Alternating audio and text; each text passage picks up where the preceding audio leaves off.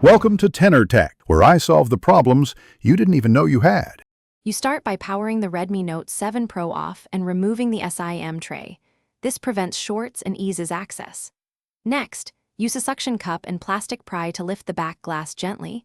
You are separating adhesive, not forcing the frame. Once the panel lifts slightly, slide a plastic pick around the edge while supporting the phone to avoid bending.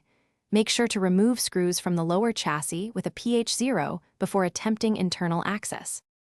Once the rear is open, disconnect the battery connector to eliminate power and reduce risk. You then remove shielding screws and a small bracket holding the volume flex cable. Take photos as reference to restore orientation. Carefully unplug the flex cable with a plastic tool, inspect for corrosion or torn traces, and replace the button module or flex cable. When installing the new part, align pins accurately and press connectors until they click. This ensures reliable contact and restores function. You now reconnect the battery and reattach any shielding and screws in reverse order. Use the photos you took to avoid mistakes.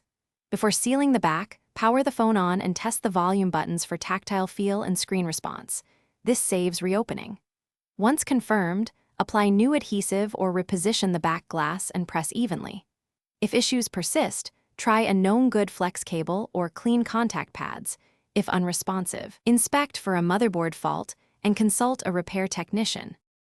Thanks for watching. Subscribe to keep your life in tune.